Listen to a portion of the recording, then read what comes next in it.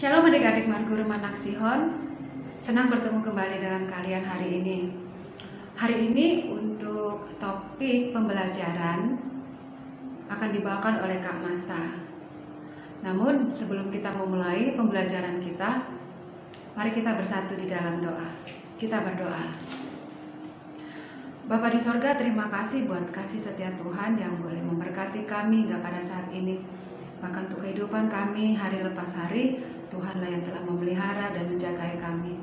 Dimanapun kami berada saat ini, sekalipun kami berada di rumah masing-masing, kami percaya Tuhanlah yang memberikan sukacita bagi kami, terkhusus buat sore hari ini ketika kami mengikuti pembelajaran melalui daring untuk Marguru Manak Sihon. Ajar juga kepada adik-adik kami semuanya agar mereka boleh tetap semangat dan boleh mengikuti sampai selesai daring ini. Dan ya Tuhan Yesus, Engkau juga yang mengajari kami agar kami juga bisa mendapatkan berkat rohani melalui pembelajaran hari ini. Kan hamba-Mu melalui kuasa Roh Kudus-Mu yang mengajari untuk bisa memberikan yang terbaik.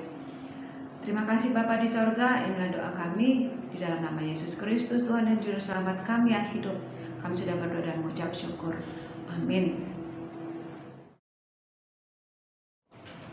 Baik adik-adik, hari ini topik pembelajaran kita dari bab 6 dari buku Bina Iman. Kalian buka halaman 27 yang judulnya adalah Roh Kudus atau Allah Pembebas. Oke. Adik-adik, pasti kalian sudah sering mendengar kata Roh Kudus. Kalau menurut tujuan dari pembelajaran ini, Marguru Manak Sihon, tujuan umumnya Marguru Manak Sihon memahami siapakah Roh Kudus. Siapakah Roh Kudus? Roh Kudus adalah pribadi Tuhan dalam konsep Tritunggal. Nanti kita akan belajar juga tentang konsep Tritunggal. Roh Kudus dalam bahasa Ibrani-nya yaitu Ruach Hakodes. Dipercaya oleh umat Kristiani dan adalah pribadi penolong yang memimpin hidup kita. Dan dalam bentuk roh yang dijanjikan oleh Yesus Kristus sebelum kenaikannya ke surga. Kalau kalian ingat peristiwa sebelum Yesus naik ke surga, Yesus mengatakan bahwasanya akan memberikan roh penolong pengganti dirinya. Menurut ajaran Kristiani, seorang Kristen memiliki Roh Kudus di dalam dirinya. Roh Kudus merupakan roh Allah yang menolong, memimpin, menghibur, dan menjadi teman yang setia. Roh Kudus menuntun umat Kristiani agar hidup sesuai dengan kehendak Tuhan. Roh Kudus juga merupakan penghubung antara umat Kristiani dengan Allah. Adik-adik, siapakah Roh Kudus? Kalau kamu ingat pembelajaran tentang Alkitab, bahwasanya Alkitab itu merupakan kesaksian iman Israel dan orang-orang percaya yang pada zaman lampau tentang peristiwa-peristiwa sejarah yang mereka alami. Semua ditulis dalam Alkitab. Roh Kudus yang mengilhami penulisan Alkitab tersebut, seperti yang disampaikan oleh Paulus di 2 Timotius 3 ayat 16. Saya bacakan, segala tulisan yang diilhamkan Allah memang bermanfaat untuk mengajar, untuk menyatakan kesalahan, untuk memperbaiki kelakuan, dan untuk mendidik orang dalam kebenaran. Jadi, Alkitab merupakan menceritakan pengalaman umat mengenai karya Roh Kudus dalam kehidupan mereka. Nah, Alkitab juga menggunakan berbagai sebutan tentang Roh Kudus. Ada beberapa di sini di buku kalian dituliskan, yaitu pertama itu roh. Disebut juga dia sebagai roh penghibur. Dia disebut juga sebagai roh yang menjadikan kita anak Allah. Roh kebenaran, api, mata air, tangan kekuasaan Allah. Itu sebutan dalam Alkitab mengenai Roh Kudus. Terus yang kedua, apa sih pekerjaan Roh Kudus? Beberapa contoh karya Roh Kudus dalam zaman Perjanjian Lama. Para nabi ketika dalam melaksanakan tugas pelayanan mereka untuk memimpin bangsa Israel pada masa Perjanjian Lama. Pada masa Perjanjian Lama, bangsa Israel itu dipimpin oleh para nabi-nabi dan juga raja-raja. Nah, salah satu contohnya adalah penglihatan Nabi Hesekiel.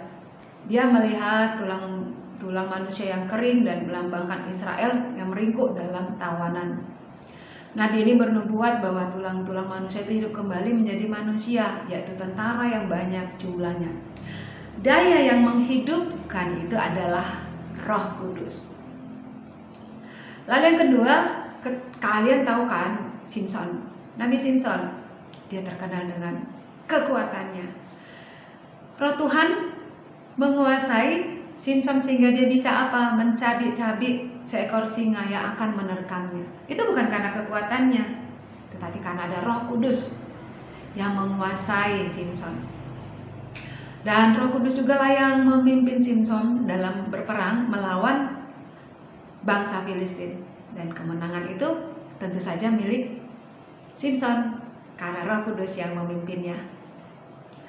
Dan kekuatan kepada para nabi untuk menyampaikan peringatan kepada para pemimpin bangsa itu juga dimampukan oleh karena Roh Tuhan yang menguasai, yang memberikan kekuatan kepada para nabi. Adik-adik, karya Tuhan itu terjadi dan dialami oleh umat Tuhan atau orang-orang tertentu di dalam zamannya Perjanjian Lama. Jadi pada masa Perjanjian Lama tidak semua orang bisa mengalami atau mendapatkan atau merasakan pimpinan Roh Kudus. Hanya orang-orang tertentu saja. Seperti tadi yang sudah saya sampaikan, seperti Nabi Simson, Hesekiel, dan juga nabi-nabi yang dipilih Tuhan untuk memimpin bangsa Israel, untuk menegur pemimpin-pemimpin bangsa. Dalam karyanya itu Roh Tuhan hadir sebagai daya yang menghidupkan, menyelamatkan dan membebaskan. Dan pada zaman itu orang juga dapat mengalami kepenuhan roh. Roh Tuhan juga disebut Bapa yang menebus Israel, adik-adik. Pada saat roh akan dicurahkan, Kitab Yoel menyebutkan bahwasanya Allah akan mencurahkan rohnya ke atas semua manusia. Jadi sebelum turunnya Roh Kudus, kita merayakannya di hari Pentakosta. Kitab Yoel sudah menubuatkan bahwasanya Allah akan mencurahkan rohnya ke atas manusia, tidak lagi kepada orang-orang tertentu.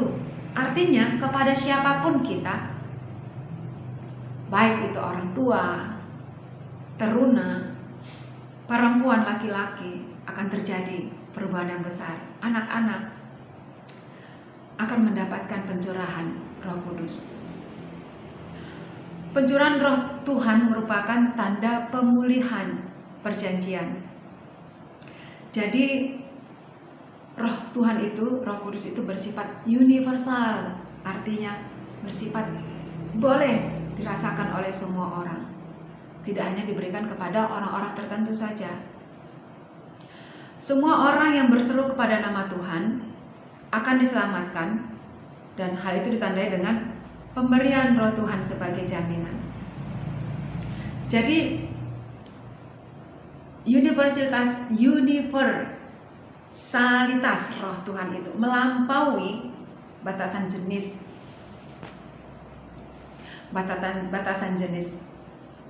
jenis kelamin, laki-laki, perempuan, usia maupun status sosial. Nah, pengharapan inilah terpenuhi dengan kedatangan Roh Kudus yang kita sebut dengan peristiwa Pentakosta. Kita selalu merayakannya bersamaan dengan pesta seksi sekolah minggu. Di situ kita akan merayakan turunnya Roh Kudus. Roh Kudus yang turun kepada semua orang yang percaya kepada Tuhan di seluruh dunia. Syaratnya hanya satu. Bagaimana kita bisa mengalami Roh itu ada di dalam diri kita? Ketika kita mengaku percaya kepada Tuhan Yesus, kita akan mengalaminya. Dan Roh Kudus itu bukan hanya milik pendeta saja sebagai pelayan atau kepada kami pengajar guru sekolah minggu. Roh Kudus itu sudah dicurahkan kepada semua umat yang percaya kepada Tuhan Yesus. Itu beberapa karya Tuhan Yesus di dalam Perjanjian Lama. Ada juga beberapa karya Roh Kudus dalam Perjanjian Baru. Dikatakan Roh Kudus menjadikan orang menjadi anak Allah. Roh Kudus juga menyertai umatnya. Roh Kudus yang mengajarkan sesuatu tentang Yesus. Roh Kudus yang memimpin umat dalam kebenaran. Dan Roh Kudus yang menyadarkan dunia akan dosa dan kebenaran. Nah, adik-adik, Kak Masa boleh jelaskan sedikit tentang ini. Ketika engkau melakukan sebuah perbuatan yang sebenarnya kamu tahu itu tidak baik, Roh Tuhan sebenarnya sudah mengingatkan ketika kamu merasakan itu tidak boleh, itu tidak benar. Tuhan sedang berbicara kepadamu melalui Roh Kudus untuk mengingatkan tentang kebenaran, bahwasanya kau tidak boleh melakukan itu. Nah, sekarang itu tergantung kepadamu. Apakah engkau mau dengar-dengaran dengan apa yang dikatakan Tuhan melalui Roh Kudus yang disampaikannya kepadamu, atau kamu menutup telingamu, menutup mata hatimu, dan kamu terus melakukannya. Jadi, menyadarkan dunia akan dosa dan kebenaran itu adalah pekerjaan Roh Kudus. Dan jangan kamu berpikir Roh Tuhan itu tidak ada dalam dirimu. Hari ini juga dia ada dalam dirimu. Ketika engkau mengikuti daring ini pun, Roh Tuhan yang mengajari kita untuk bisa bertahan, berjuang, kita bisa menyelesaikan sampai akhir. Pekerjaan Roh adalah misteri, rahasia. Kita tidak tahu kapan Roh Tuhan itu ada dalam diri kita, dalam artian secara kasat mata dia tidak nampak, adik-adik. Kita bisa melihat papa mama kita pulang dari luar, dari kantor, pulang ke rumah. Kita bisa melihat adik kita bermain-main. Kita bisa melihat orang-orang di sekeliling kita melakukan kebaikan atau temanmu melakukan kebaikan. Tetapi secara kasat mata kita tidak bisa melihat bagaimana Roh itu berkarya dalam kehidupan kita. Yang bisa kita rasakan adalah kita mengalami sesuatu yang luar biasa. Malah yang menentukannya adalah proses di mana ketika seseorang itu sudah mengaku sebagai orang percaya, Roh Tuhan yang akan menuntunnya. Adik-adik, kalian mungkin belum begitu banyak mengetahui, bahkan Kak Masta juga sedang berproses untuk menjadi seorang yang benar-benar anak Allah yang patuh dan taat kepada Allah. Menjadi anak Allah itu terlaksana sejak kehidupan sekarang ini. Bukan nanti setelah di sorga, tidak. Dimulai dari saat ini kehidupan itu.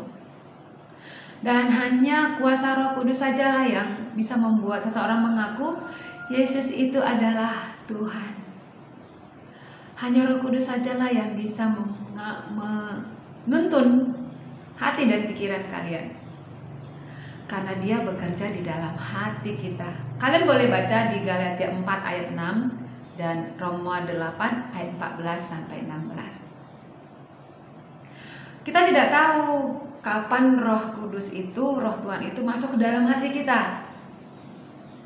Terus kita tidak tahu hari ini dia ngapain ya dalam hidup kita. Yang hanya kita tahu adalah hasil karya dan akibat-akibatnya. Yesus melukiskan misteri pekerjaan Roh Kudus dalam kata-katanya tertulis di Yohanes 3:8. Angin bertiup kemana ia mau, dan engkau mendengar bunyinya, tetapi engkau tidak tahu dari mana ia datang atau kemana ia pergi. Seperti angin. Berhembus kita bisa merasakannya, tapi kamu tahu nggak berasal dari mana? Selatan, utara, barat, timur. Tetapi engkau bisa mendengar bunyinya. Roh Kudus itu selalu menyertai kita adik-adik. Bahkan dia solider dengan keterbatasan kita, kelemahan kita. Ketika engkau sudah terlalu lelah untuk berdoa sebelum tidur, padahal dia sudah mengingatkan, ayo berdoa dulu sebelum engkau tidur. Atau ketika engkau bangun pagi, engkau melupakan doamu saat teduhmu, kau langsung bangun mengambil handphonemu. Roh Kudus sebenarnya sudah mengingatkan kita, dan dia solider dalam artian dia paham tentang kelemahan kita. Sekalipun kita pengikut Kristus, kita tetap adalah orang-orang yang berdosa. Roh Kuduslah yang menolong di dalam kelemahan kita. Itulah sebabnya agar kita diingatkan agar kita hidup selalu menurut Roh, tidak menurut daging. Kamu baca Roma 8 ayat 4. Dan sekalipun kita sudah menjadi Kristen, sebenarnya kita ini sedang diproses. Proses menjadi. Kelak akan tiba saatnya kita menjadi anak-anak Allah secara sempurna. Jadi kita sekarang masih dalam proses ya adik-adik. Kak Masa juga dalam proses, kamu juga dalam proses. Bukan berarti karena umur Kak Masa lebih tua dari kalian, Kak Masa sudah lebih matang dalam proses itu. Belum tentu, bukan usia. Tapi apa? Pemahaman tentang iman, kepercayaan kita kepada Yesus Kristus sebagai Tuhan dan Juru Selamat kita. Dan Roh Kuduslah yang mengajari. Hidup kita sekarang ini adik-adik, di ibaratnya sekolah menjadi Kristen. Seperti saat ini kita sedang belajar daring. Kita sekarang dalam proses menjadi, baik itu menjadi secara pribadimu sebagai anak Allah, baik itu juga secara kolektif sekarang kita bersama-sama mengikuti daring Pargur Manaksion di KP Sabu Baru. Secara kolektif kita juga sedang mengalami proses untuk memahami tentang kebenaran firman Tuhan, untuk mengetahui bahwa kita ini adalah umat pilihan Tuhan. Yang menjadi tujuan akhir sebenarnya adalah kita menjadi ahli waris. Ahli waris apa? Kerajaan Allah. Proses ahli waris itu sudah berlangsung, dimulai sekarang.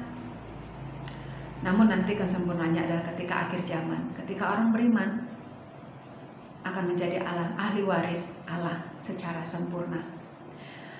Adik-adik, pekerjaan Roh Kudus yang mengajari kita untuk selalu tekun dan rendah hati dalam mengerjakan keselamatan.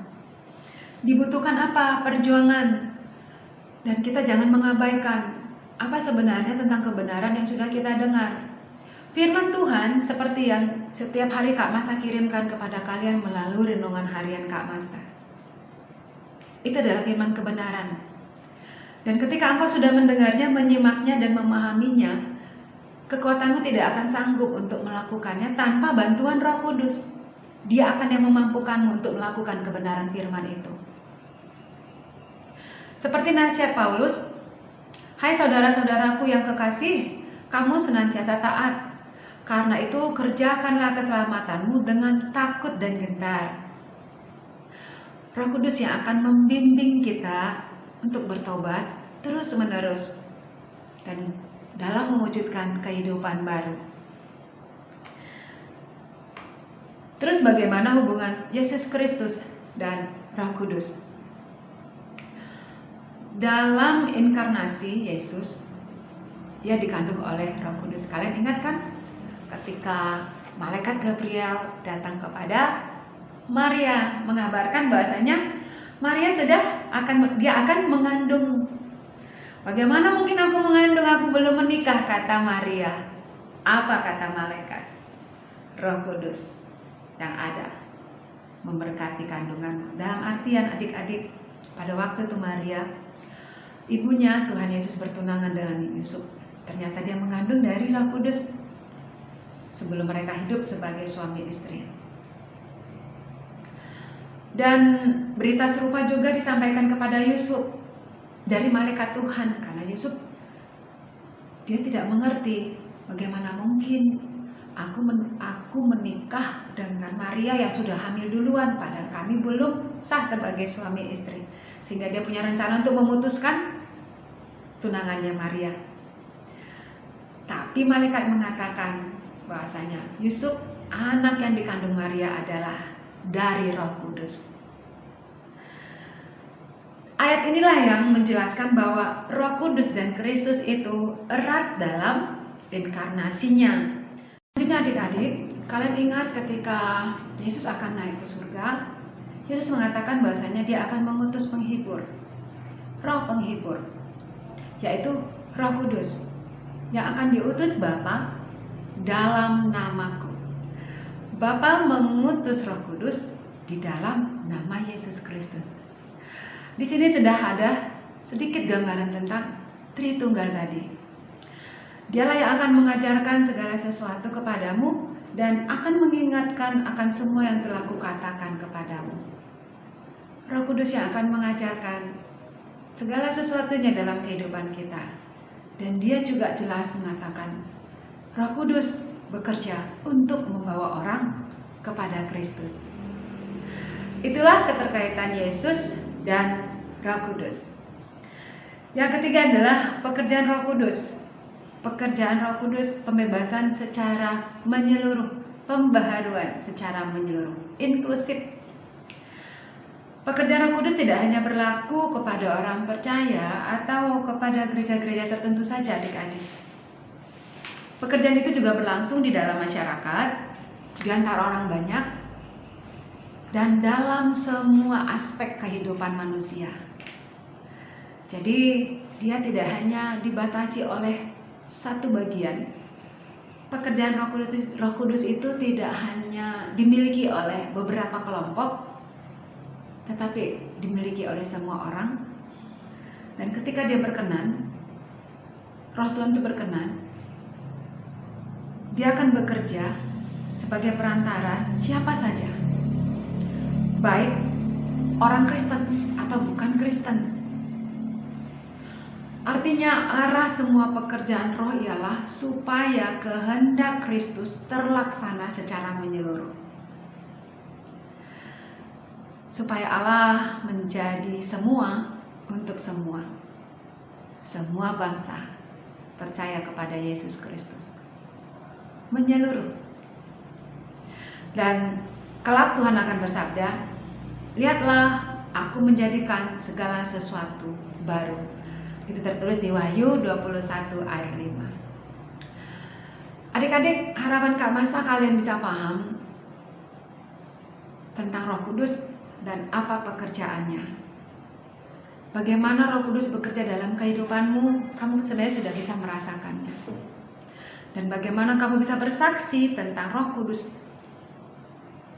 di dalam kehidupanmu hari lepas hari, di tengah-tengah keluargamu, di dalam pergumulanmu, bahkan di dalam kelemahanmu sekalipun, kamu sebenarnya sudah merasakan Roh Kudus itu bekerja.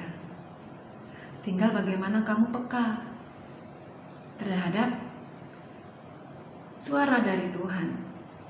Jadi adik-adik, jangan kamu pikir Roh Kudus itu hanya bekerja kepada orang-orang yang patuh dan taat, tetapi kepada orang-orang yang bandel, yang malas.